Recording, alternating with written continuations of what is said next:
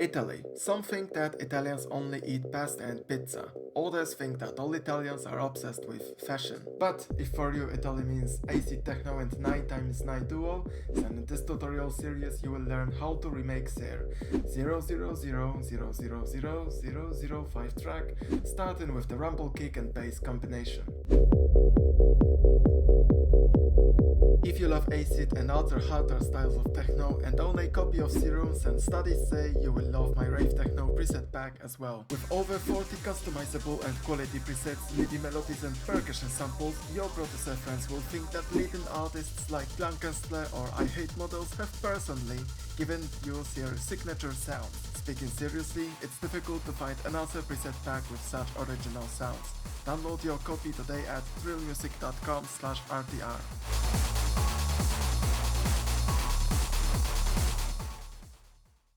Out of two sounds we will create today, the kick drum will be the easier one. I will use the drum synth kick instrument on a new channel. If you wonder why the interface is purple, that's because I use a slightly modified version of the instrument that allows to play different pitches with MIDI notes. My MIDI clip tunes the pitch of the kick to C sharp.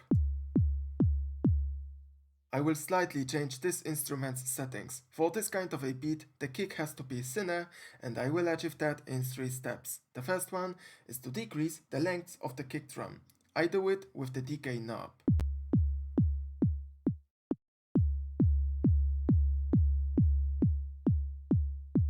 The envelope knob dulls the punch of the kick. With higher envelope value, the pitch of the sound changes more intensively, giving a heavier sound.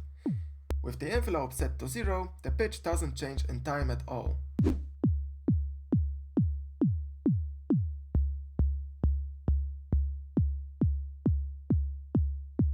The third way to make a kick softer is by using the attack control.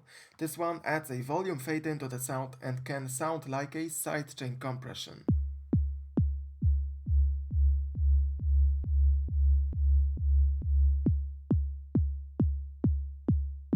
In the end, I will subtly saturate the kick to make it sound warmer and richer.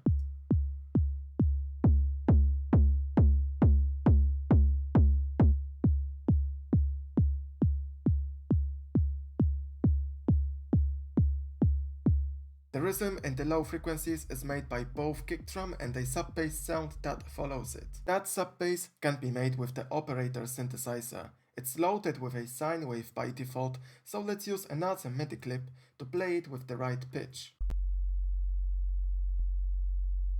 In the middle section, we have the volume envelope that controls the volume of the sine wave in time. Currently, if I play any note, I can hear a click in the beginning. The reason for that is too short attack value. I will increase it to make the sound smoother.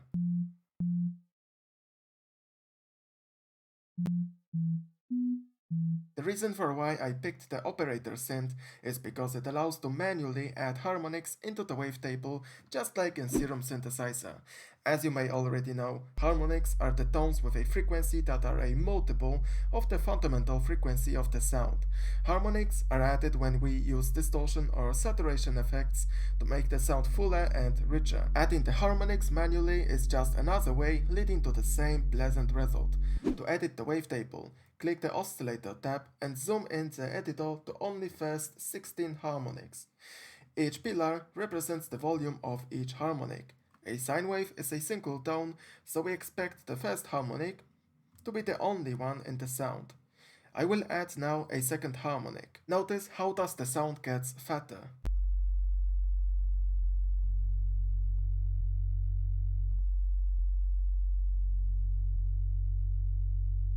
I can keep adding more harmonics. Usually, around 5 harmonics are enough for such deep sub-bass sound.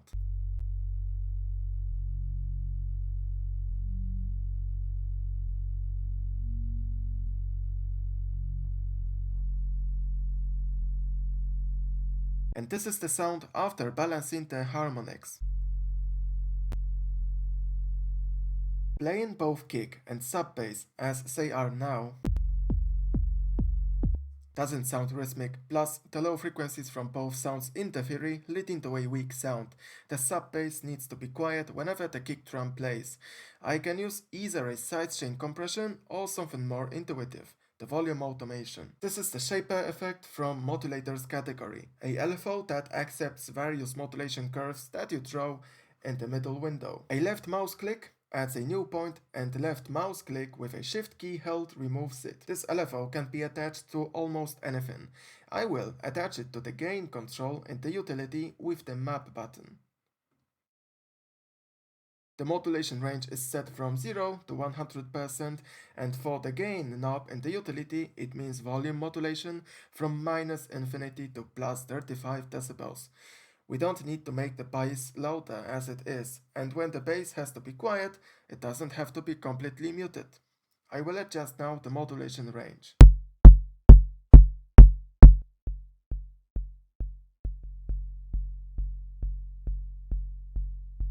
What's remaining is to draw a sidechain curve. Increasing the grid will help being more precise.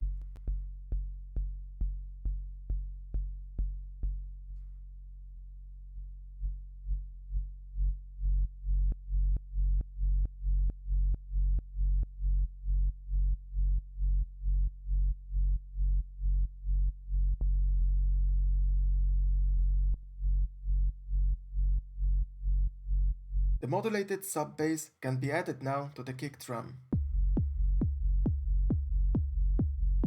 Okay, we have the low end tackled pretty well, but the beat still sounds empty. What we will do now to fill the beat is create a so-called reverb rumble. It's as simple as just throwing a reverb on kick and bass, almost. I will group both kick and bass channels and add an audio effect track. This will let me create two parallel processing chains that I will use to enrich the beat. The first chain, called dry, plays the sound we have so far. On the reverb chain though, I will use a hybrid reverb. This is a sample-based reverb effect that can surprise you with the variety of spaces you can create. First things first, this chain is only about the reverb, so the dry wet knob goes to 100%.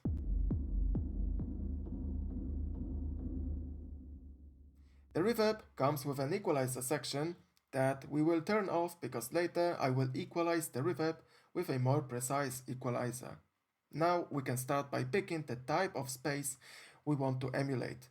I will show you a few possibilities, and in the end I will pick the convolution impulse response that seems to give the best rumble sound in the lower frequency area.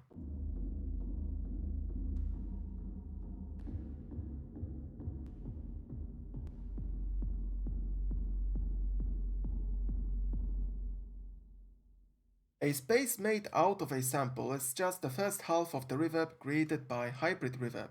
Precisely speaking, this effect combines two types of reverb. The convolution one, that we were adjusting right now, and the algorithmic one. With this routing selector, we can choose how we want these both parts of the reverb work. I have isolated the convolution part of the reverb again. Some parameters got disabled and the remaining orange ones modify only the reverb. They adjust the impulse response itself. Because this video is about AC techno production and not about covering the hybrid reverb, I won't dive deep into the details, so let's just listen to what these controls do.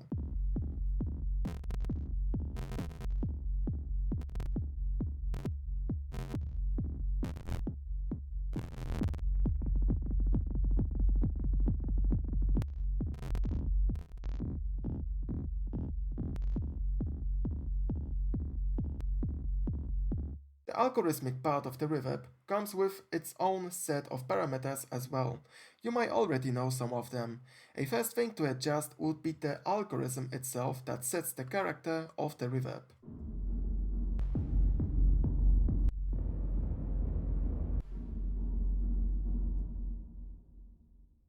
For the dark hole algorithm, I would consider the parameters from decay to shape to be the most important. Decay naturally sets the reverb length. To fill the beat properly, don't be afraid of slightly longer reverb times.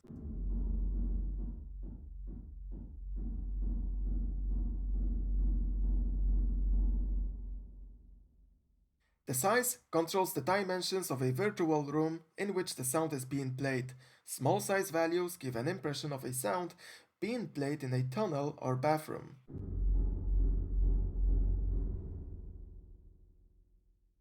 while large values give an impression of a sound being played in a large hall.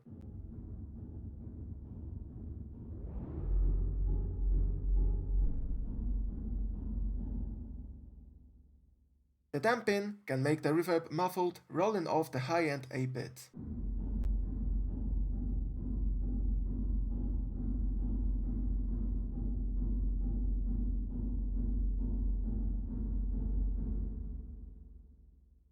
The shape tells whether the reverb has to sound precise or more blurred.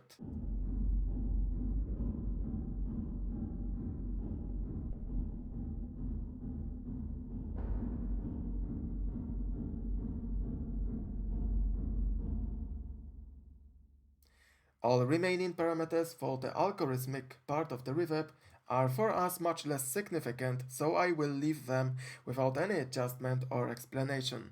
I changed the routing to serial to add two types of reverb together and balance their volume levels with the blend knob.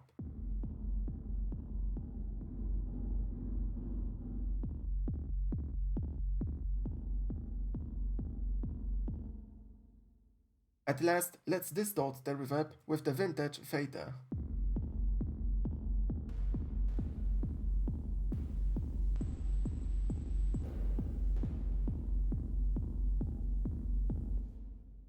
The reverb has to be filtered heavily because we want only a narrow frequency range out of it. In the equalizer that comes after the reverb, I cut the low end with an aggressive steep filter to make sure there won't be any unpleasant low end interference when I add the kick and bass.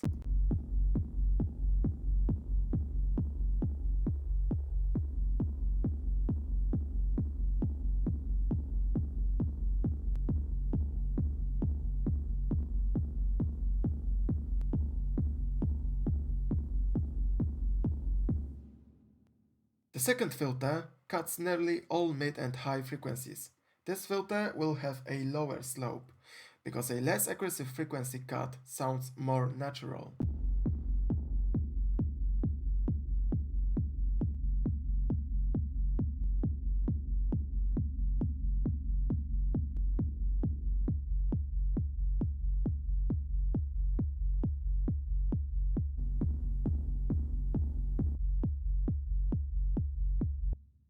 After the equalizer, an utility will bring back the loudness of reverb by adding 8 decibels of gain and make the reverb sound narrow by turning down the width to 0. That's because reverb rumble sounds better and cleaner when played in mono.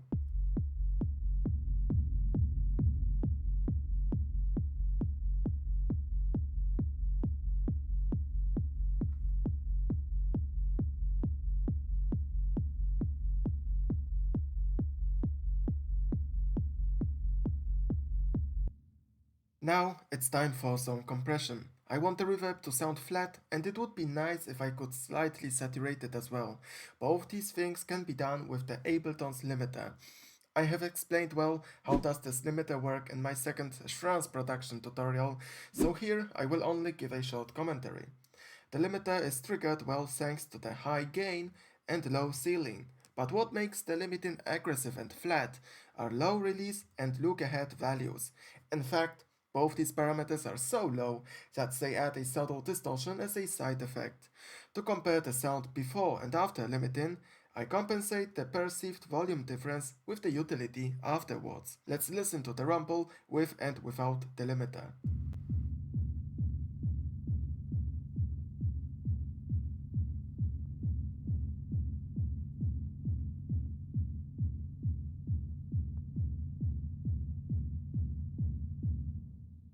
I will add the dry kick and sub bass sound to the rumble and glue all these sounds together with a multiband compressor. Let's start with the flatline preset that roughly does what I want to accomplish. And what I want is to glue the low end slightly and glue the mid frequencies heavily. But as of now I can't even judge what does the compressor do to both low and mid frequencies because the sound after compression is way louder than the sound before.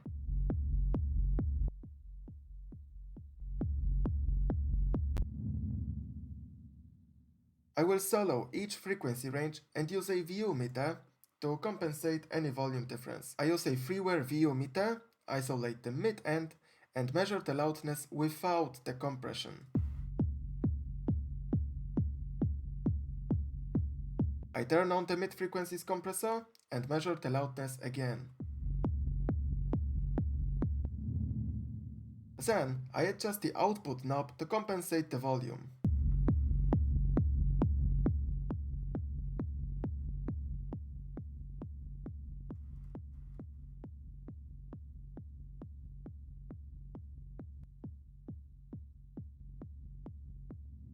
Now, when I toggle the mid compressor on and off, I notice the mid compressor makes the beginning of the kick thinner while bringing the rumble up front.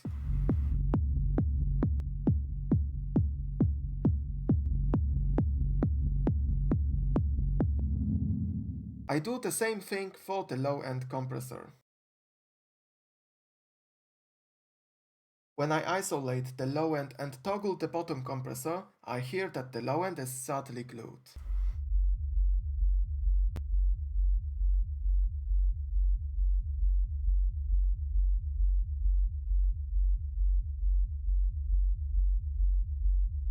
We can now fine-tune the compressor settings. The first thing would be to adjust the crossover filter that splits the frequencies between the middle and bottom compressor. For these types of sounds, increasing the bottom filter cut-off will push the rumble even more upfront.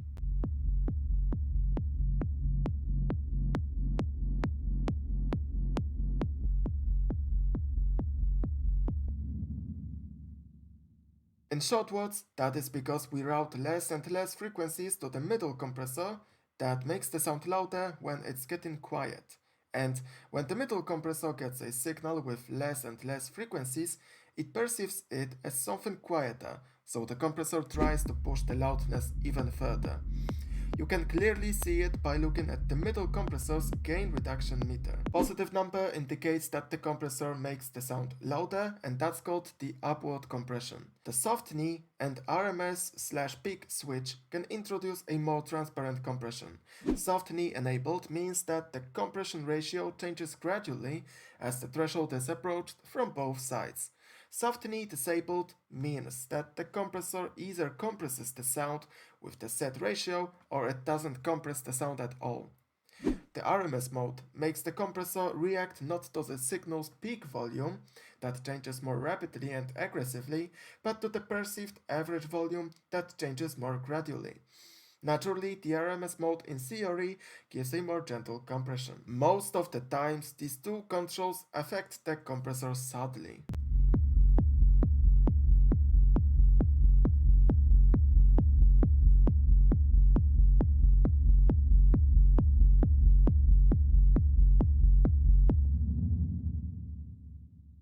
What we can do more to control the compressor? By looking at the gain reduction meters,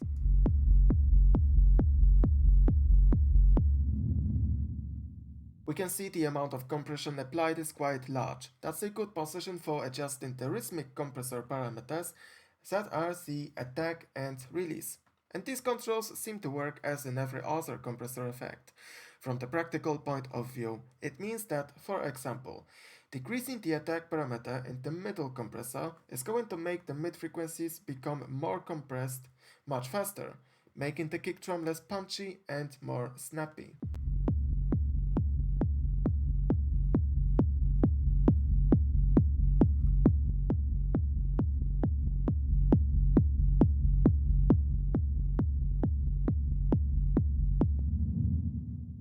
Increasing the release parameter will make the mid frequencies being compressed for longer, resulting in a sound with shorter tail.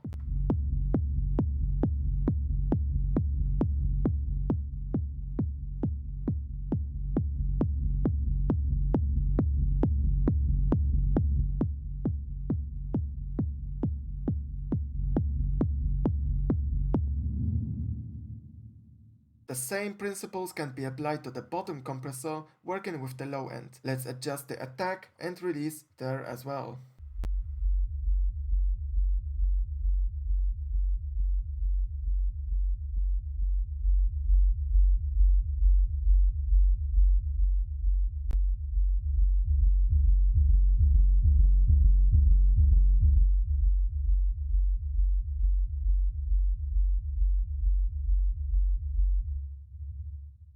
Once the rhythm of the compressor is set, we can go to the B section where the upward compression that is applied to both frequency bands is adjusted.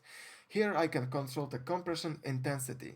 We could leave the ratio set to infinity and adjust the intensiveness with threshold only. But I want to compress the mid frequencies softer, so I will decrease the ratio in the middle compressor too.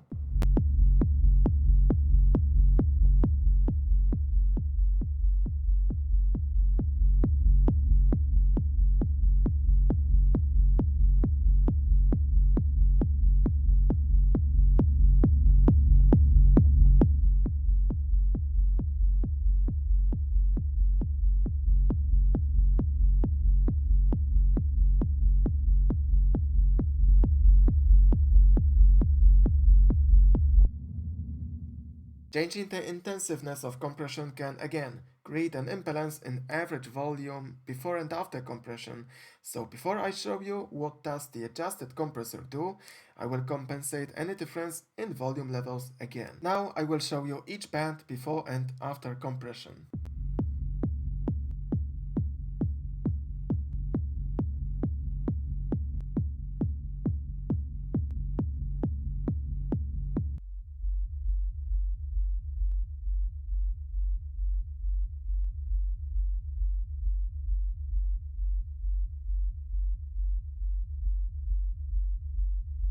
Now I know the compressor works well. I can adjust the volume levels of both mid and low end by, again, using output knobs.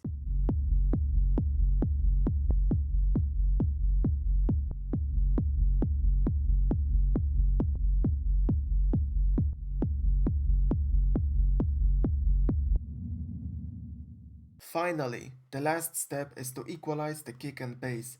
The equalizer is the last effect in the group processing chain, and the first filter, that is a low pass filter, will remove the click from the kick drum.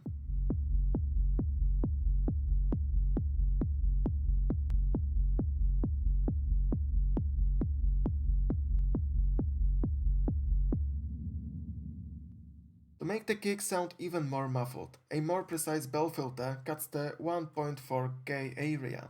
This is what does this area sound like. And this is how I cut that area.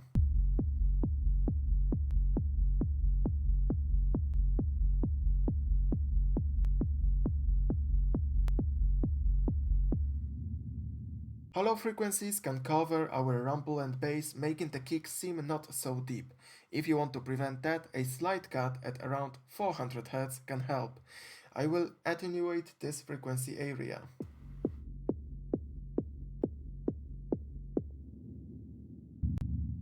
With this bell filter.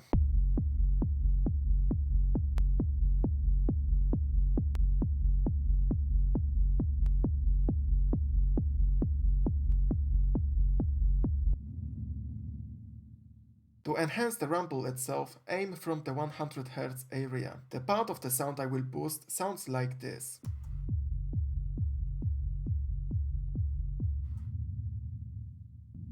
The filter boosts that area by almost 3 decibels.